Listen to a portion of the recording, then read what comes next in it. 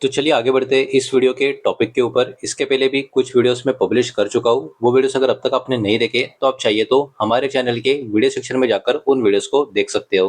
तो यहाँ पर हम बात करेंगे अलंकित लिमिटेड इस कंपनी के शेयर के बारे में। 8 रुपए से थोड़ा सा नीचे की तरफ इसका अभी के टाइम प्राइस चल रहा है, तो राउंड नंबर 8 रुपए इसको हम पकड़ के चलेंगे। आज की बात करें तो हल्की सी गिरावट इस स्टॉक में यहाँ पर हमको देखने को मिल रही है। सबसे पहले इस स्टॉक का लॉन्ग टर्म का जितना भी पैटर्न अवेलेबल है उतना पैटर्न अगर हम देखने की कोशिश करें तो देखिए लॉन्ग टर्म के पैटर्न में वॉलेटिलिटी तो हमको देखने को मिल रही है, बिकॉज बीच में ये वाला शेयर 80 रुपीज के आसपास भी जाता हुआ देखने को मिला है।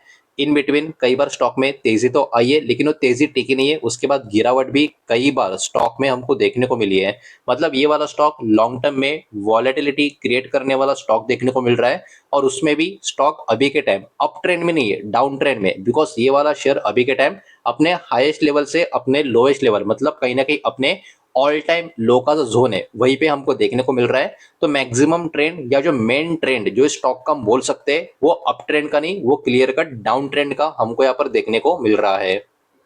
अब थोड़ा सा आगे बढ़ते हैं और इस कंपनी का बिजनेस क्या है, कंपनी का और ओवरऑल कामकाज क्या है, प्रोडक्ट सर्विस क्या है, उसको जरा हम समझने की कोशिश करते हैं।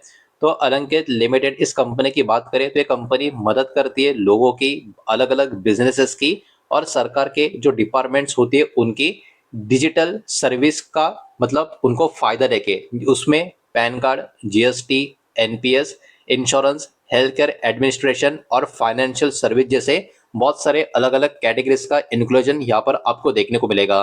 तो कंपनी का बिजनेस कहीं ना कहीं काफी इंटरेस्टिंग यहाँ पर हमको देखने को मिल रहा है।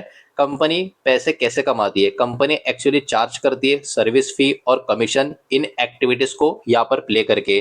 तो एक्चुअली कंपनी का जो मेन अर्निंग है वो कहीं ना कहीं कमीशनिंग और फीस जो होती है वो चार्ज करती है, ये बिजनेस प्रोवाइड करते हैं, उससे इनका पर्टिकुलरली कामकाज और अर्निंग होता हुआ देखने को मिलेगा। कंपनी को एक्चुअली कहीं ना कहीं जो भी बेनिफिट हो रहा है वो हमारे कंट्री का जो लगातार डिजिटल गवर्नेंस का एडॉप्शन जो हो रहा है और फाइनेंस टेक्नोलॉजी का जो एडॉप्शन हो रहा है उसका फायदा कहीं ना कहीं इस कंपनी को मिलता हुआ हमको देखने को मिल रहा है। ये company mainly as a service providing company आपको देखने को मिलेगी। ये एक मैन्युफैक्चरिंग कंपनी की तरह इसको आप बिल्कुल भी देख नहीं सकते हैं।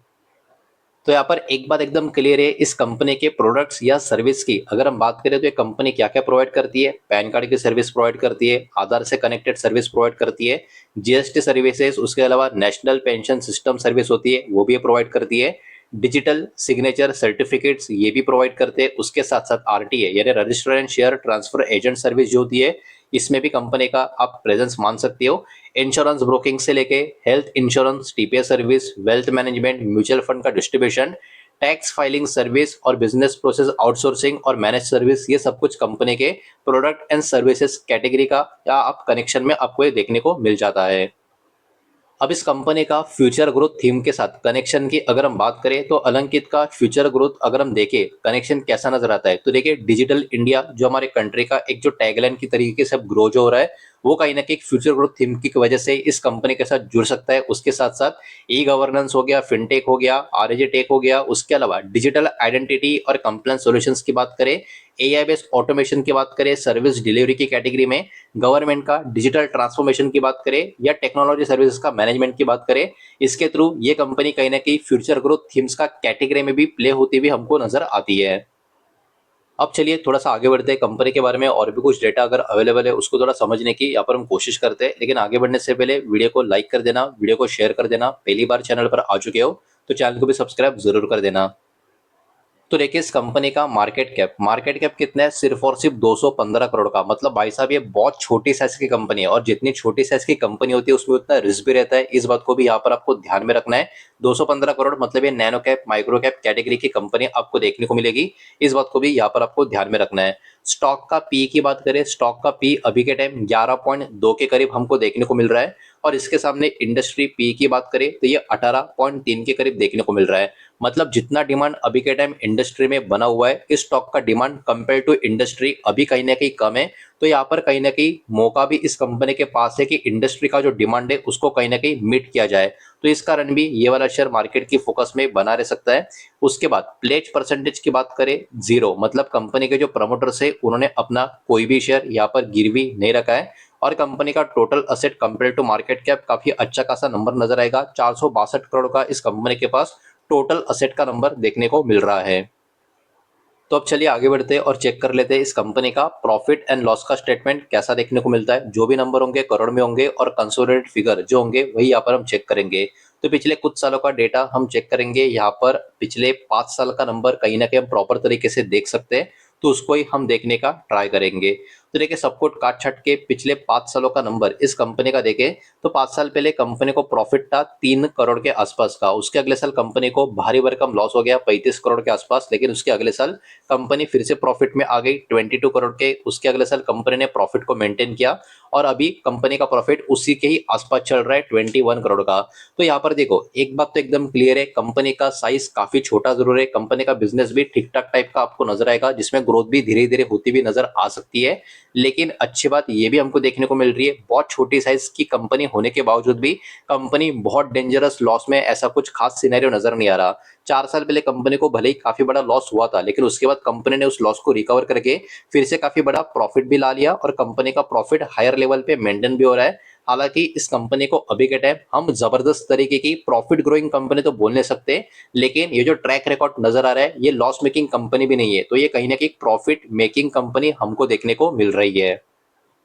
अब बढ़ते आगे और चेक कर लेते हैं इस कंपनी का शेयर होल्डिंग पैटर्न का डेटा। कुछ मिनट पहले हमने देखा था कि प्लेज प्रमोटर होल्डिंग इसमें कुछ भी नहीं थी, मतलब प्रमोटर ने अपना कोई भी स्टेक गिरवी नहीं रखा था। अब यहाँ पर जून 2026 का जो पैटर्न है वो आपके सामने आप पर नजर आएगा, मतलब लेटेस्ट पैटर्न है देखने को मिल रहा है। अब देखिए इंटरेस्टिंग बात ये भी है कि प्रमोटर की होल्डिंग भी काफी अच्छी है।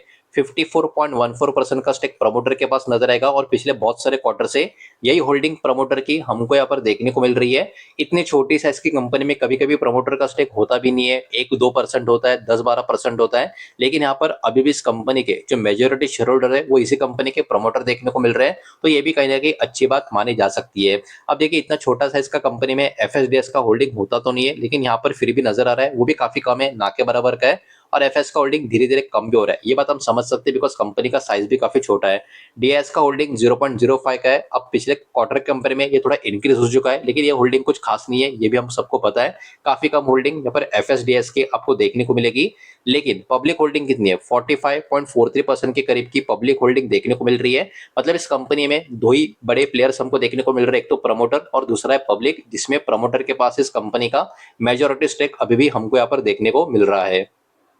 तो कहीं ना कहीं काफी छोटी कंपनी का छोटा शेयर आपको नजर आएगा, बिजनेस में ठीक ठाक साइज का दम है और कंपनी प्रॉफिट भी कर रही है, शेयर होल्डिंग पैटर्न भी काफी अच्छा है। तो हो सके तो आप चाहे तो अपने हिसाब से स्टडी पर्पज के लिए स्टॉक के ऊपर अपना फोकस कर सकते हो। जो भी डेटा इस वीडियो के माध्यम से मैंने आपके सामने प्रेजेंट किया है सब कुछ एजुकेशनल इन्फॉर्मेशनल न्यूज पर्पज के हिसाब से ही है। किसी भी तरीके का इन्वेस्टमेंट का एडवाइस या स्टॉक का रिकमेंडेशन मैं आपको दे रहा नहीं हूँ, ना ही मैंने आपको दिया है। इस बात को भी यहाँ पर आप ध्यान में रखें। उम्मीद करता हूँ वीडियो समझ आया होगा, पसंद आया होगा, तो वीडियो को लाइक करें, दोस्तों शेयर करें। पहली बार चैनल पर आ चुके हो तो सब्सक्राइब भी कर देना और कोई भी स्टॉक में निवेश करने से पहले खुद की स्टडी रिसर्च जरूर करें, फाइनेंशियल एडवाइजर की सलाह जरूर ले। मिलते हैं नेक्स्ट वीडियो में, धन्यवाद।